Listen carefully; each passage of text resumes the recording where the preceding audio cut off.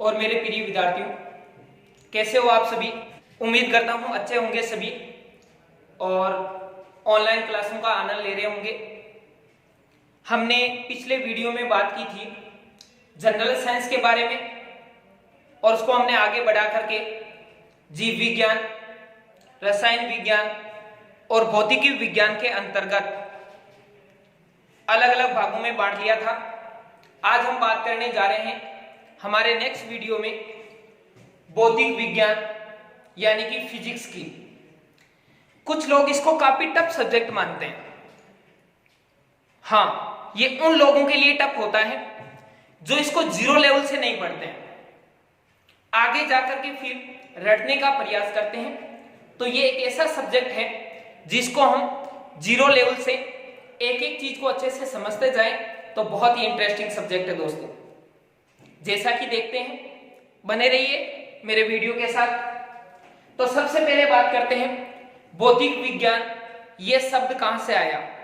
तो ये शब्द है ग्रीक भाषा का शब्द, यानी कि फिजिक्स शब्द ग्रीक भाषा के शब्द फ्यूसिस से लिया गया है, जिसका मतलब होता है प्रकृति या नेचर।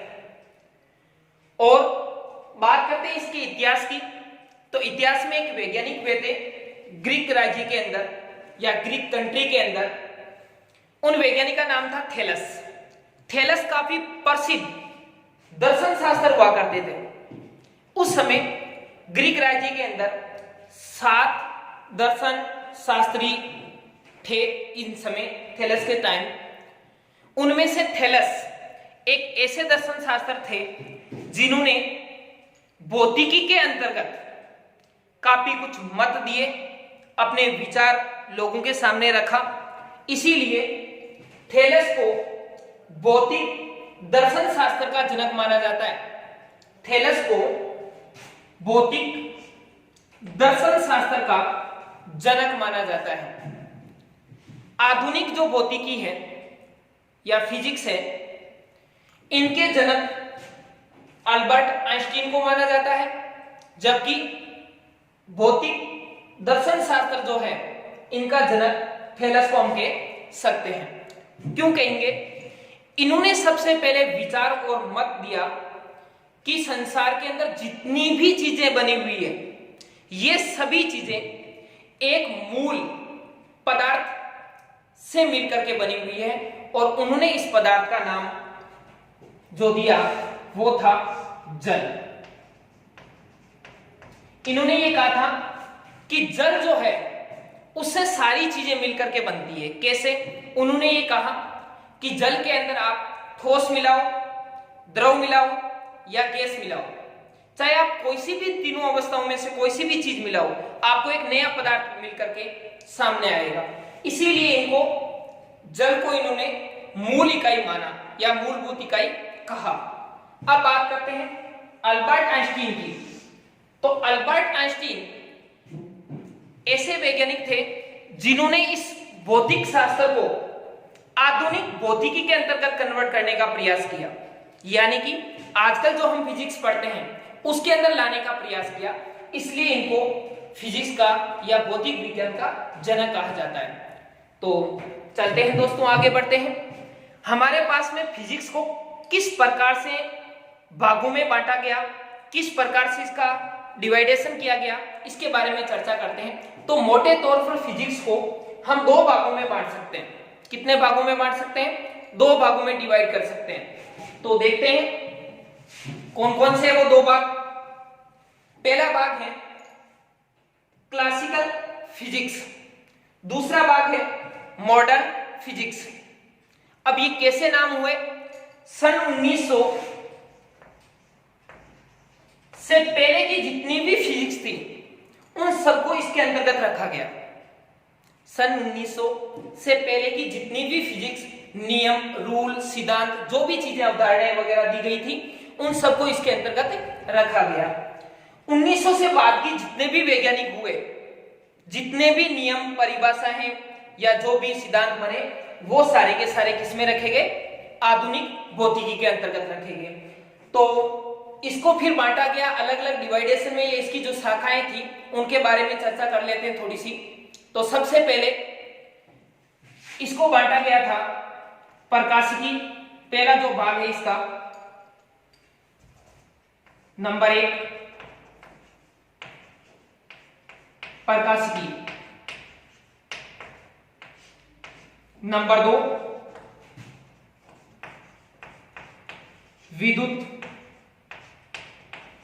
चुंबक या चुंबकत्व जिसे हम कह सकते हैं। तीसरा भाग था वो था यांत्रिकी।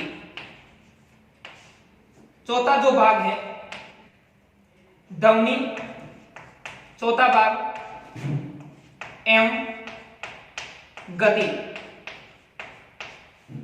पांचवा भाग उष्मा एवं उष्मागतिकी।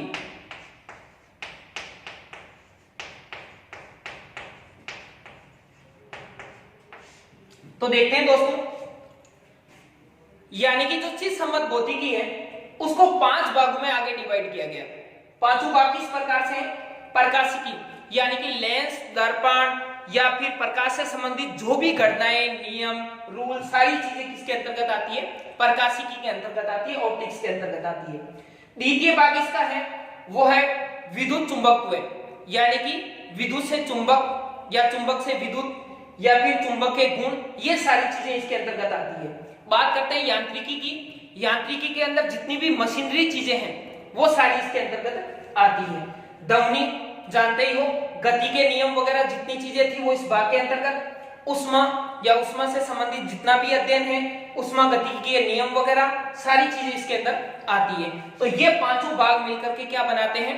क्लासिकल फिजिक्स को बनाते हैं। अब बात करते हैं मॉडर्न फिजिक्स की। तो मॉडर्न फिजिक्स के अंदर जो पहला भाग है इसका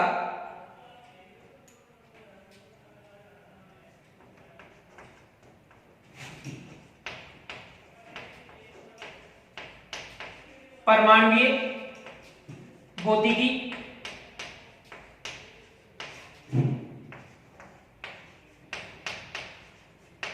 नाभिकीय भौतिकी,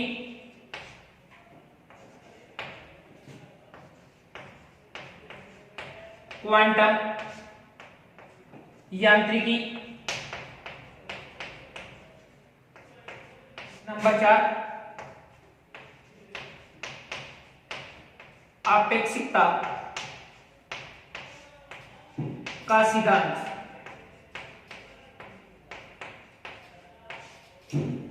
नंबर 5 विश्व विज्ञान एवं अंतरिक्ष अन्वेषण,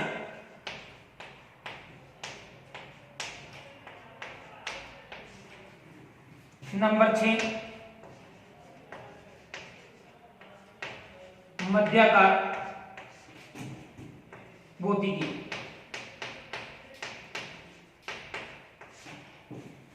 इन 6 भागों में डिवाइड किया गया। किसको? मॉडर्न फिजिक्स को। देखते हैं परमाणुीय भौतिकी के अंतर्गत परमाणु से संबंधित जितने भी, इलेक्ट्रॉनों से संबंधित जितने भी और प्रकाश के साथ में इनकी होने वाली अन्योन्य क्रियाओं को समझा गया। नाभिकीय भौतिकी में परमाणु के अंदर जो नाभिक उपस्थित होता है उस नाभिक की क्या क्रियाएं होती है, उनकी अन्योन्य क्रियाएं प्रकाश के साथ में, या उनके अंदर जो प्रोटॉन न्यूट्रॉन उपस्थित होते हैं उनके क्या गुण होते हैं, इन सारी चीजों को इस शाखा के अंतर्गत समझा जाता है। बात करते हैं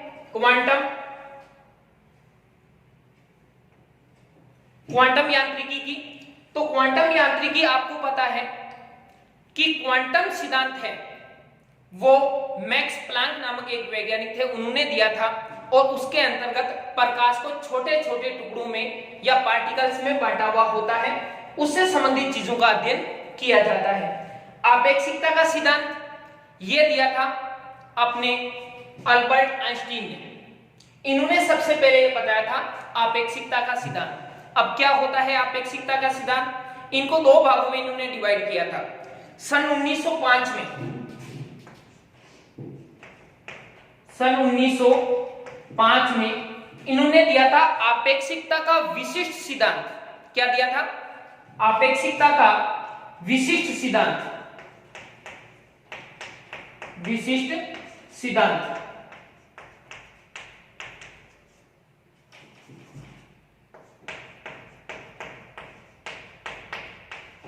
आपेक्षिकता का विशिष्ट सिद्धांत इन्होंने दिया था सन 1905 में। उसके बाद में इन्होंने एक सिद्धांत और दिया सन 1915 के अंदर। इन्होंने दिया था आपेक्षिकता का व्यापक सिद्धांत। व्यापक सिद्धांत। इस प्रकार से आपेक्षिकता के सिद्धांत के अंदर जो आपेक्षिकता का विशिष्ट सिद्धांत है, इसके अंतर्गत हम छोटे कणों की गति जो कि उच्च वेग से गति करते हैं उनसे संबंधित चीजों का अध्ययन करते हैं, और व्यापक जो सिद्धांत है इनके अंतर्गत हम गुरुत्वाकर्षण से संबंधित चीजों का अध्ययन करते हैं। बात करते हैं आगे 5 नंबर पर विश्व विज्ञान अंतरिक्ष अन्वेषण, यानी कि विश्व में जो आधुनिक विज्ञान है वो और अंतरिक्ष से संबंधित जितनी भी चीजें हैं उनका अध्ययन हम इस शाखा के अंतर्गत करते हैं। बात करते हैं नंबर 6 लास्ट, यानी कि मध्याकार भौतिकी। अब ये मध्याकार भौतिकी क्या होती है? यानी कि बड़े सूक्ष्म कणों और अति सूक्ष्म कणों के बीच के जो अवस्था होती है उस अवस्था के सैकड़ों परमाणु या जो हजारों परमाणु का जो समूह होता है उस समूह से संबंधित चीजों का अध्ययन है वो इस शाखा के अंतर्गत किया जाता है। ये मॉडर्न फिजिक्स के अंतर्गत है, इसलिए वैज्ञानिक है वो इनके ऊपर लगातार खोज कर रहे हैं, इससे संबंधित चीजों का अध्ययन कर रहे हैं, जैसे प्लाज्मा वगैरह होता है। तो ये सारी चीजें आपकी समझ में आई। एक बार इसका स्क्रीनशॉट ले लो ताकि काम में आए आगे। उम्मीद करता हूं ले लिया होगा। चलो हम बढ़ते हैं आगे।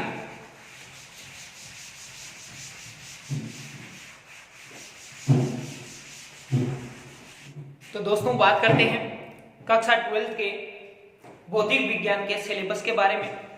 तो कक्षा 12 के भौतिक विज्ञान के सिलेबस को 10 यूनिट में बांटा गया है। कितनी यूनिट में बांटा गया है? 10 यूनिट में। पहली जो यूनिट है स्थिर वैद्युतिकी।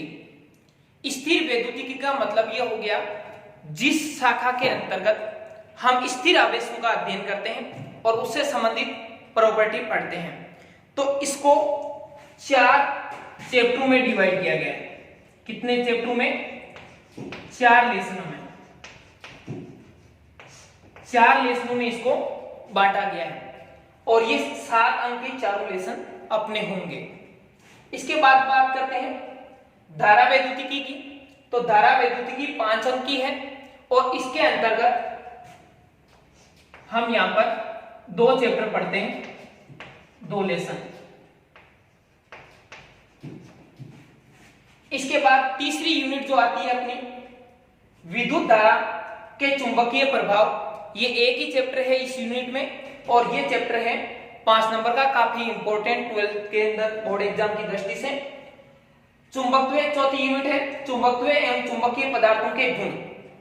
ये भी एक ही चैप्टर है और ये 3 अंक का है। इसके बाद 5वीं यूनिट चुंबक विद्युत चुंबकीय प्रेरण एवं प्रत्यावर्ती धारा, ये 7 अंक के चैप्टर है। इसके अंदर 2 चैप्टर है। एक चैप्टर अपने हो गया विद्युत चुंबकीय प्रेरण और दूसरा चैप्टर हो गया प्रत्यावर्ती धारा का। इसके बाद में 6वीं यूनिट है अपने पास में प्रकाशिकी। इसके अंतर्गत 2 चैप्टर है। एक चैप्टर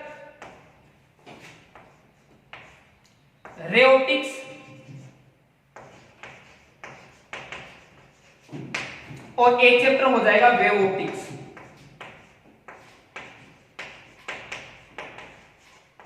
यानी कि एक तो हो गया किरण प्रकाशिकी और दूसरा चैप्टर अपने हो जाएगा तरंग प्रकाशिकी। यह भी 12th एग्जाम की दृष्टि से, बोर्ड एग्जाम की दृष्टि से काफी इंपॉर्टेंट चैप्टर है, बड़ा क्वेश्चन इसमें से बनता है। इसके बाद में 7वीं यूनिट जो है वो है प्रकाश विद्युत प्रभाव और द्रव्य तरंगे। ये अपने पास में प्रकाश विद्युत प्रभाव और द्रव्य तरंगे एक ही चैप्टर है, 4 नंबर का है। 8वीं यूनिट है परमाणुीय एवं नाभिकीय भौतिकी। यानी कि 2 चैप्टर इसके अंतर्गत है, परमाणुीय नाभिकीय भौतिकी, परमाणुीय भौतिकी और नाभिकीय भौतिकी, 2 चैप्टर मिलकर के 6 नंबर के अपने पास में। इसके बाद में 9 नंबर जो यूनिट है वो है इलेक्ट्रॉनिकी, जो कि 6 नंबर की यूनिट है और इसमें से भी एक बड़ा क्वेश्चन आता है 4 नंबर का। लास्ट यूनिट 10वीं विद्युत चुंबकीय तरंग संचार एवं समकालीन भौतिकी, ये पूरा एक ही चैप्टर है और ये 4 नंबर की अपनी यूनिट है। तो दोस्तों अगले वीडियो के अंदर हम बात करेंगे चैप्टर नंबर 1 की स्थिर विद्युतिकी के अंदर पहला जो लेसन है, और वो पहला लेसन है